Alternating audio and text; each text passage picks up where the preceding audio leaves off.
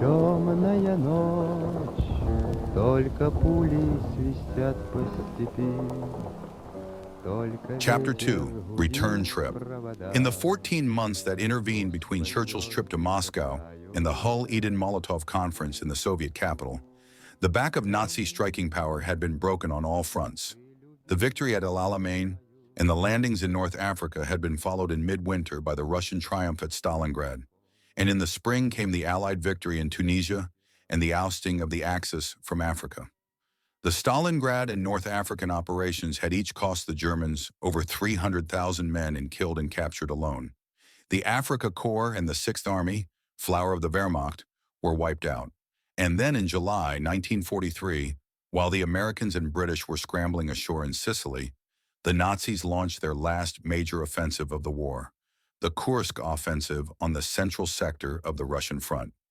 For nearly 6 weeks, the lull had been so complete that one could hear the birds twittering peacefully in no man's land under the sultry summer sky. And then all hell broke loose. The artillery opened up. The clouds of Stukas descended on the Russian lines, and finally the panzers crawled out, spitting fire and steel. For 15 miles they crashed ahead, chiseling a narrow corridor, so they thought, through the Russian defenses. Then suddenly, seemingly out of nowhere, the Russian artillery replied with a firepower unequaled before in the Eastern Campaign. With deadly accuracy, the shells rained down on the narrow Nazi salient. The Nazis stepped up their own artillery, and a terrific duel ensued for a matter of over a week. And then, almost as suddenly as it had begun, the firing ceased. I think the most terrible moment of my life, a captured Nazi artillery officer told me some months later, was that morning when our heavy guns slackened off and fell silent. Stalingrad had been awful, yet even then there was still hope of a comeback. But when the order came through to use up our ammunition and pull out our guns, then I knew our last big offensive, for which we had prepared so long and on which we had pinned such hopes, had failed. From that moment, the war was as good as lost. Allied political relations had continued to improve with their military fortunes. Even though the invasion of France, for which the Russians had bargained, had failed to come off, in September, the British and the Americans were ashore in Italy. Mussolini had been deposed by his own fascist Grand Council, and shortly after Italy capitulated. From the Soviet rate of advance on the Eastern Front, it was apparent that before the end of the year the Germans might be pushed back into Poland. I heard the opening of the Moscow conference over the ship's radio one night in mid-Atlantic. I was on my way to Moscow, and fate, in the guise of the War Department, had placed me on a ship bound for the Persian Gulf with a cargo of nothing more explosive than frozen turkeys for the Thanksgiving dinners of the men of our Persian Gulf Command, who ran the overland supply route to Russia. One of my roommates was a young Polish naval lieutenant on his way to Cairo with a shipment of typewriters, radio sets, and refrigerators for the Polish legation there. He had been in England when Germany invaded his country and had neither seen nor heard from his wife and child since the war started. In most respects, he was a sane, intelligent, humorous, and thoroughly likable chap. But when the talk shifted to international politics, he became irrational. He declared there was no possibility of a Polish-Russian accord, and he frankly hoped that, after the defeat of Germany, Britain and America would fight Russia, views which I had heard from other Poles. When the news came through that the Moscow conference had been a complete success, I assured him that doubtless some accord had been reached on the Polish issue, a bit of unfounded optimism on my part. The news of the Moscow conference made me impatient to reach my destination. Our ship was a fast new vessel, which up to our present voyage had always traveled alone, trusting to its superior speed and armor. But now we were tied to a slow convoy. Our skipper, a red-headed, beetle-browed Dane, who had run away to sea at the age of 14, champed like a hobbled racehorse, and the crew laid bets that the old man would find a way of cutting loose. But the orders had apparently been strict, and there were sinister rumors of a new Nazi secret weapon, the acoustic torpedo. And then one night as we were nearing the African coast, the routine of our voyage was suddenly interrupted. I was about to wriggle into my bunk when the lights flickered and went out. The darkness was pierced by the jarring clang of the alarm gong, and I was aware that the rhythmic throbbing of the engines had stopped. My trousers, the only article of clothing I took off at night, were hanging on the same hook as my life jacket. to which my passport and other personal papers, wrapped in oilskin, were securely tied for just such an emergency. During boat drills, I had carefully timed how long it took to get from my bunk to my lifeboat station on the boat deck 3 flights up, a minute and a half. There is an expectancy of 3 minutes from the time a torpedo hits until the ship goes down. This time, I must have cut my traveling speed by a good 30 seconds. As I sped down the companionway, I brushed past others in the darkness who were coming up from the engine room. As I reached the level of the dining saloon, there was a violent jar, and the ship, quivering from stem to stern, lurched over on her port side at a 45-degree angle. There was a crash of smashed crockery and a tinkle of broken glass from the pantry. Then the ship righted itself, and there came another gentler shock. On deck, a thick fog had swallowed the blue running lights of our neighbors, but on our top deck, the lurid red lights of the Christmas tree were flashing a distress signal. The crew members were standing by their boat stations. One of the officers gave me a fill-in on what had happened. It seemed that the ship's electric generator had suddenly gone dead. When the power failed, the elaborate steering mechanism had ceased to function. The engines stopped, and the ship went completely out of control. Wallowing helplessly in the trough of the waves, she had yawed out of line. And before we could signal in the dark, a tanker in the next line was bearing down upon us. Only by the most cunning seamanship had the skipper of the tanker averted cutting squarely into us amidships. He had managed to veer and instead had sideswiped us. One of the tanker's lifeboats had been scraped off and was nesting crazily in a tangle of ropes, davits, and twisted railing on our cargo deck. But we only saw that the next morning. Meanwhile, one of the fast little destroyers came alongside in answer to our distress signal and asked if we were in serious trouble. By now, the generator was again functioning, and the ship responded. Besides the captured lifeboat, the morning light revealed a gaping hole in our prow, where the tanker had cut into us. It was well above the waterline, and was soon patched up with boards and caulking, but our skipper hesitated to take a damaged ship through the Mediterranean, where convoys were often attacked by air and sea. Accordingly, he requested and received permission to put into Gibraltar for repairs. 2 days later, when our convoy strung out to thread the narrow straits, we were placed at the tail end of the line, and instead of following the others, we broke off and headed for the towering rock still visible in the gray November dusk, even though a myriad lights had already begun to twinkle at its base. In the first year of the war, the rock was blacked out, with the result that it was clearly silhouetted against the lighted Spanish coast. Accordingly, lighting was restored. We presently heaved to while the pilot and representative of the Port Authority climbed aboard. The latter, a dour Scot, cautioned our captain that the anchorage here was not a cozy place. "We'd a spot of trouble last month," he said. "Several ships at anchor here were blown up. 'Twas time bombs that did it. Fastened to the hull they were, below the waterline. One of the ships spotted the man that did it swimming around in the water. Thinking he was drowning, they fished him out. Spoke nothing but Spanish, or if he didn't let on. And bloody awful scared he was. But they figured it was just from fright after the narrow squeak he'd had from drowning. So they lowers a boat and puts him ashore, very obligingly. 2 hours later, the ruddy alarm clock goes off. You'll see her laying on her side offshore in the morning." He handed the captain a sheaf of mimeographed instructions labeled "Most Secret." They cautioned, "While in Gibraltar, behave as though you were in hostile territory. Remember, right across the border is Spain, which has friendly relations with our enemies.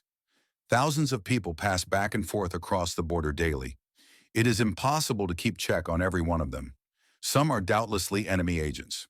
From La Linea, they can pick up a telephone receiver, and in a few minutes they are through to Berlin and can transmit any information they have gleaned."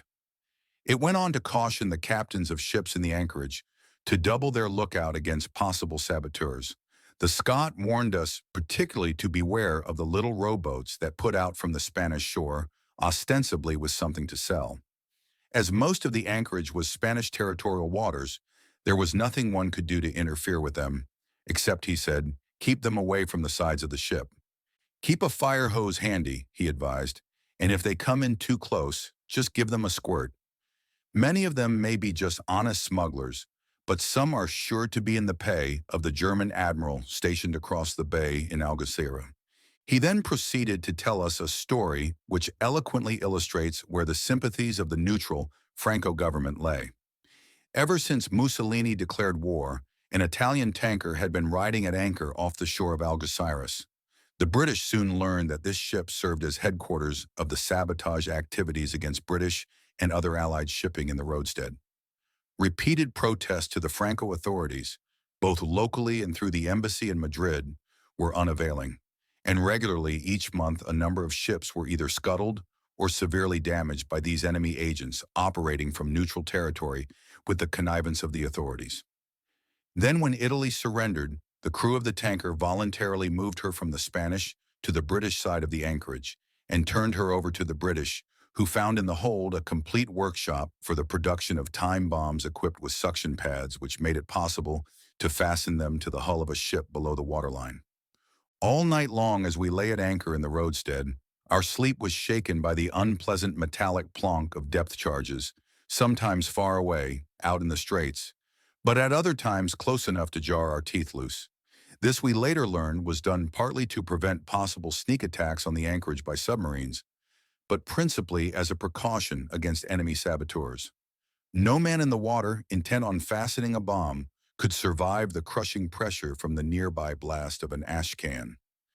In the morning, we found ourselves anchored less than 200 yards from the Spanish shore, which fairly bristled with barbed wire, coastal batteries, and machine guns, all pointing most impolitely in our general direction.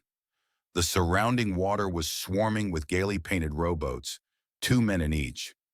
One of them rowed with a curious standing up, pushing motion, the other reclined in the stern, holding up bits of merchandise for our inspection. Everything from shawls to bottles. But our captain was not a man to be trifled with. The fire hoses were already out, neatly coiled and connected, ready for instantaneous action should one of the rowboats brashly venture too close. And every 2 hours we scraped a line under the keel of the ship, from stem to stern, to feel for any time bombs that might possibly have been attached. It was feared that because our ship was a new and superior design, it would be singled out for sabotage. A fast diesel-powered patrol boat, flying the Royal Navy ensign, pulled alongside and a cheery North Country voice hollered through a megaphone, "Hope we didn't keep you awake last night with our charges. Keep an eye on those bastards in the rowboats. Don't let them come alongside. See you later." Cheerio, and with that it streaked off into the bay. The rowboats, which at the approach of the patrol boat had scurried for shore like frightened water beetles, swarmed out at us again. That morning I went ashore with the skipper, who had to make arrangements for repairing the ship. Most of the casualties from the Mediterranean theater came limping into Gibraltar, some on their own power, others on a tow line. The motorboat taxi that took us in stopped at one American Liberty ship with her prow so badly stove in that it was a wonder she kept afloat. The captain who came ashore with us told of being torpedoed just off Bone as he was setting out for home with a hold full of Italian prisoners. Many of the poor devils had been killed by the explosion. Their bodies were still swishing around in the flooded compartment, although it had all happened early in June.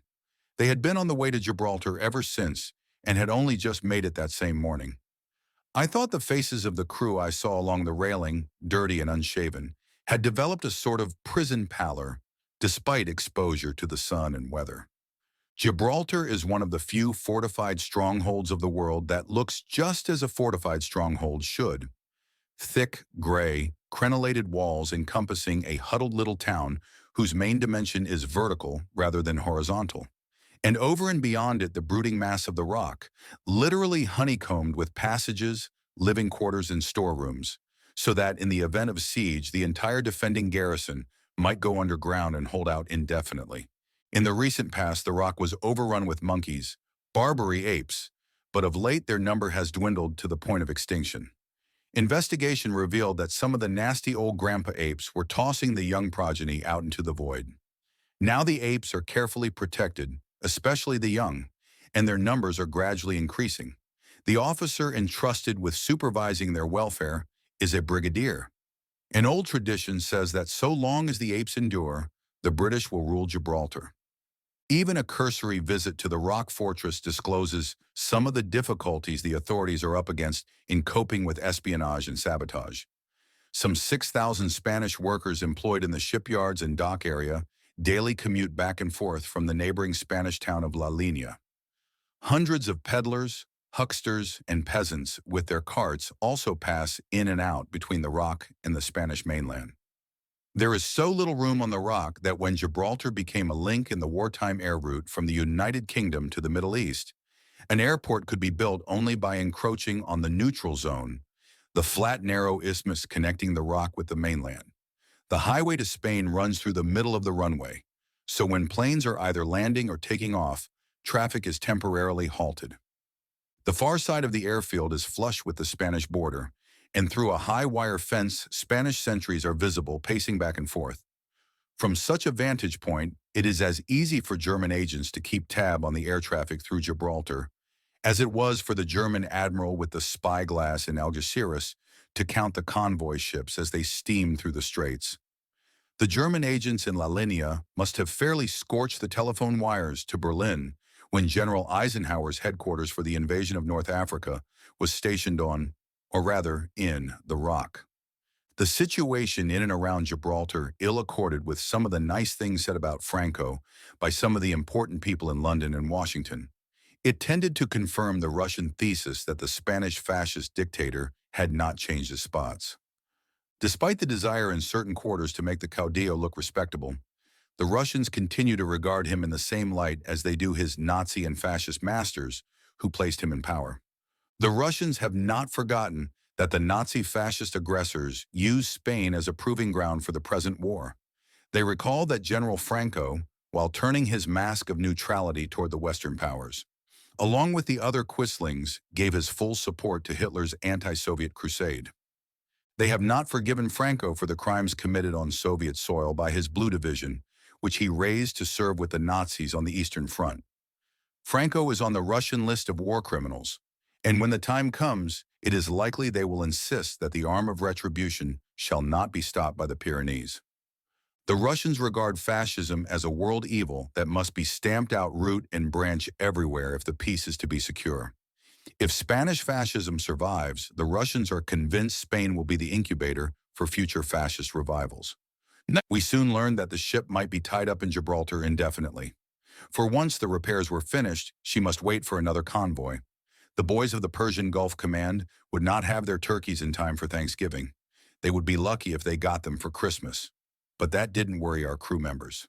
For them, lying over in Gibraltar was just so much gravy. Though not a bomb had dropped on the rock since it was raided by disgruntled Vichy Frenchmen after the naval battle at Mers el Kabir, Gibraltar was still regarded by the Warshipping Board as a combat area.